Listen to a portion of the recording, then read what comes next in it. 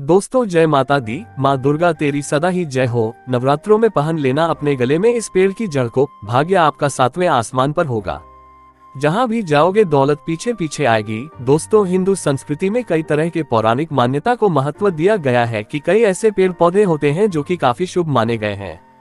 कई ऐसे पेड़ पौधे होते हैं जो कि हमारे जीवन में चल रही परेशानी को दूर कर देते हैं। खास बात यह है कि पेड़ पौधे की न सिर्फ लोग पूजा करते हैं बल्कि औषधि के रूप में भी प्रयोग करते हैं। ये कई प्रकार की बीमारी को ठीक करते हैं और वेद पुराणों में भी कई प्रकार के पेड़ पौधों का उल्लेख है, जैसे कि तुलसी का पौधा है, पीपल का पौधा है। इसका बहुत ही ज्यादा आध्यात्मिक महत्व होता है। दोस्तों अगर आपने देखा होगा हम सब पीपल की पूजा क्यों करते हैं, हमें पीपल की पूजा क्यों करनी चाहिए। वट सावित्री जो व्रत रखते हैं जो माता बहनें वो पीपल की पूजा क्यों करती हैं? क्योंकि पेड़ पौधे में कुछ ऐसे अलौकिक चमत्कारी शक्तियां होती है जिसके दम पर कुछ समय में यानी कि कम समय में आपको अच्छे परिणाम मिलते हैं। तो आज मैं आप लोगों को नवरात्रि के समय में ताबीज में भर करके पहन लेना।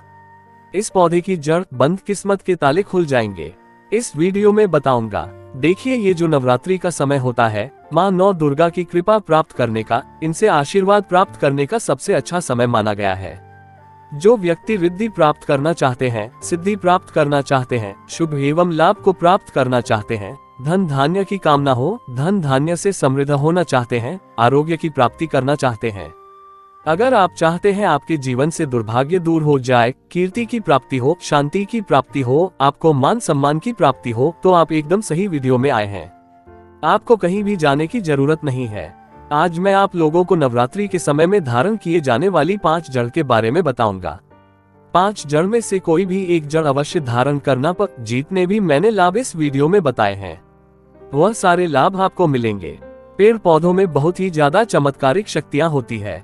आप माने या ना माने, हमने जीवन काल में कई बार औषधि का प्रयोग करके बहुत सारे साधक की बीमारी को भी ठीक करा है और बहुत सारे पेड़ पौधों का प्रयोग करके कई लोगों की समस्या को, जटिल से जटिल समस्या को हमने चुटकियों में समाप्त करवाया है। तो जो पेड़ पौधे होते हैं कहीं ना कहीं धार्मिक दृष्टि से ले लीजिए चाहे आध्यात्मिक दृष्टि से ले लीजिए, हमें फायदा पहुंचाने का काम ही करते हैं।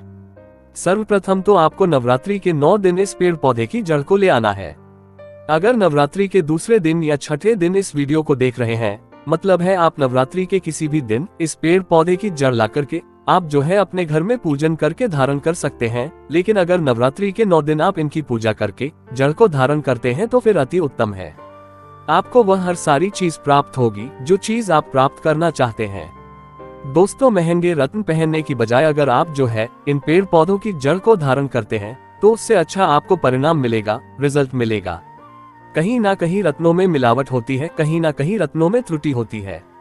लोग आपको बेवकूफ बना सकते हैं, लेकिन पेड़ पौधे से आपको कोई बेवकूफ नहीं बनाएगा इसकी जड़ से, क्योंकि स्वयं आप इसे जो है अपने हाथों से उखाड़ करके लाएंगे और इसे आप धारण करेंगे। तो मैं आप लोगों को नवरात्रि के समय में लाए जाने वाले पेड़ पौधों की जड़ के बारे में बता रहा हूँ, जिसे आप जो है ला करके धारण कर सकते हैं।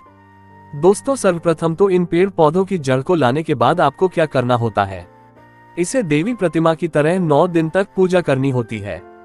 जैसे माता नव दुर्गा की पूजा करते हैं ठीक उसी प्रकार इन पेड़ पौधों की जड़ को ला करके 9 दिन तक आपको पूजा करनी होती है। और 10वें दिन जो विजयदशमी होती है उस दिन चांदी के ताबीज में भर करके पहनना होता है। अगर आपका सामर्थ्य नहीं है कि चांदी का ताबीज जो है आप ले सके, तो आप जो है बिना चांदी के ताबीज के भी पहन सकते हैं। जो तांबे के ताबीज आते हैं उसमें आप जो है धारण करके जो है डाल करके धारण कर सकते हैं। तो आइए इस वीडियो में जानते हैं कि कौन सी चीज को हमें नवरात्रि के समय में कौन सी जड़ को ला करके धारण करना चाहिए, पहनना चाहिए। 5 जड़ के बारे में बता रहा हूँ। जानकारी बताने से पहले, वीडियो में आगे बढ़ने से पहले आप सभी दर्शकों से गुजारिश करना चाहूंगा, वीडियो में बताई गई जानकारी पसंद आएगी तो वीडियो को लाइक करें, चैनल को सब्सक्राइब जरूर कर लेना और हाँ दोस्तों कमेंट बॉक्स में अपनी राशि भी डाल दीजिएगा। अगर हमारे पास कोई उपाय होगा तो वो आकर हम आपके कमेंट में रिप्लाई करके बता देंगे। दोस्तों आइए जानते हैं। सर्वप्रथम तो आपको चमेली की जड़ लाना चाहिए। चमेली की जड़ के बेनिफिट बताना चाहूंगा, फायदे बताना चाहूंगा। चमेली की जड़ में दैवीय शक्तियां समाहित रहती है। आपने देखा होगा चमेली का जो तेल है हनुमान जी महाराज को समर्पित होता है। इसमें हनुमान जी महाराज की दैवीय शक्तियां रहती है। जो लोग माता लक्ष्मी की कृपा प्राप्त करना चाहते हैं, लक्ष्मी सिद्धि प्राप्त करना चाहते हैं, जो लोग सिद्धि प्राप्त करना चाहते हैं, मंत्रों को सिद्ध करना चाहते हैं, जो व्यक्ति आरोग्य रहना चाहते हैं, ऐसे व्यक्ति चमेली की जो जड़ होती है इसे अवश्य लाना चाहिए। चमेली की जो जड़ है इसे नवरात्रि के पहले ले आना या फिर नवरात्रि के टाइम में भी ला सकते हैं और इसकी 9 दिन आपको पूजा करनी है। 9 दिन नहीं कर पाते हैं तो कम से कम 1 दिन पूजा कर सकते हैं। इसकी पूजा करने के बाद इसे चांदी के ताबीज में धारण करना होता है। आपको दशहरे के दिन इसे चांदी के ताबीज में धारण करना होता है, तो इससे दैवीय शक्ति की प्राप्ति होती है, अलौकिक शक्ति की प्राप्ति होती है, हनुमान जी महाराज की कृपा बरसती है, आप हमेशा निरोग रहते हैं। दूसरे क्रम में आता है लजीरा नाम का पौधा, हमारी वीडियो में देख लीजिए। इस प्रकार का होता है पौधा, कई जगह इसे चिड़चिड़ा के नाम से जानते हैं, कई लोग इसे अपामार बोलते हैं। अब इसे अपामार क्यों बोलते हैं? क्योंकि इसके जो बीज होते हैं उल्टी तरफ होते हैं, ये सीधे नहीं रहते। आप में से अधिकतर जितने भी लोग हैं बीज देखे होंगे, फल के वो सीधे तरफ होते हैं, लेकिन ये उल्टे होते हैं, इसलिए इसे अपामार कहते हैं, अर्थात ये दुनिया से उल्टा चलता है। अपामार का संत महात्मा लोग सबसे ज्यादा प्रयोग करते हैं। दोस्तों, अपामार जो होता है इसके बीज का खीर बनाकर के खाने से 30 दिनों तक बिल्कुल ही पेशाब पानी यहाँ तक कि जो शौच क्रिया होती है वो बंद हो जाती है। तो साधना करने वाले जो संत महात्मा रहते हैं हिमालय में अधिकतर हमने देखे हैं, ऐसे लोग अपामार के बीज की खीर बना करके खाते हैं, लंबे समय फिर साधना करते हैं। इन्हें खाने के बाद भूख है, प्यास है या फिर एक प्रकार की शौच क्रिया नहीं सताती, तो इसे कब पहनना चाहिए, कैसे धारण करना चाहिए? तो नवरात्रि के समय में 10वीं तिथि में आपको इसे धारण करना होता है। इसके धारण करने के बाद ये शत्रु का नाश करता है। और एक खास बात, जो लोग जैसे वशीकरण प्राप्त करना चाहते हैं कि सभी लोग उन्हें देखकर के सम्मोहित हो जाए, उनके चेहरे से नजर न हटाए, उन्हीं की बात माने, तो ऐसे व्यक्ति जो चिड़चिड़ा है, अपामार्ग है, इसकी जड़ जरूर धारण करें। इसकी जड़ धारण करने के बाद अध्यात्म उन्नति होती है, बंद किस्मत के ताले खुलते हैं। दोस्तों, आप जहां भी जाए लोग आपको देख करके आकर्षित होंगे, आपके वशीभूत हो जाएंगे, तो यह अवश्य धारण करें।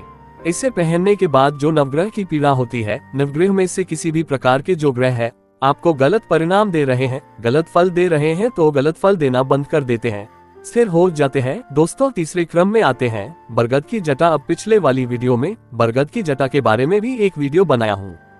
ये बंद किस्मत के ताले को खोलती है। बरगद की जटा है, अध्यात्म दृष्टि से बहुत ही पवित्र है और हमारे हिंदू धर्म में बरगद को देव वृक्ष माना जाता है। देव वृक्ष क्यों कहा जाता है? क्योंकि वट सावित्री के दिन आपने जरूर देखा होगा, इनकी पूजा होती है। जो बरगद हैं, ये देव वृक्ष कहे गए हैं। इनमें समस्त देवी देवताओं की शक्ति समाहित होती है, बसी हुई होती है, जो बरगद वृक्ष है। इसमें पितरों का भी वास होता है। बरगद का वृक्ष भगवान शंकर का स्वरूप कहा गया है। तो अगर बंद किस्मत के ताले खोलना चाहते हैं, अपनी अध्यात्म उन्नति करना चाहते हो, तो नवरात्रि में 9 दिन पूजा करने के बाद बरगद की जड़ें अवश्य धारण करना। बरगद की जटा धारण करने के बाद आपको 20 से 25 चमत्कारिक फायदे मिलते हैं, जो कि मैं वीडियो में आप लोगों को पिछले वाले वीडियो में बता चुका हूँ। वो वीडियो जा करके आप देख सकते हैं। दोस्तों, चौथे नंबर पर आते हैं सफेद मदार की जड़। अब सफेद मदार की जड़ क्यों धारण करनी चाहिए? जो मदार है सफेद कलर की, यह भगवान गणेश जी के स्वरूप कहे गए हैं। और मैं हर दिन वीडियो में बोलता हूँ और आज भी बता रहा हूँ, जो 11.5 वर्ष पुरानी सफेद मदार की जड़ होती है, ये भगवान गणेश की सूंड की आकृति ले लेती है। आपने कई मंदिरों में देखा होगा, मदार के गणेश जी बनाए जाते हैं। मदार के जो गणेश जी हैं, इन्हें बहुत ही ज्यादा फलकारी कहा गया है। ये तत्काल अपना फल प्रदान करते हैं। भगवान गणेश जी को रिद्धि सिद्धि शुभ लाभ के स्वामी कहे गए हैं।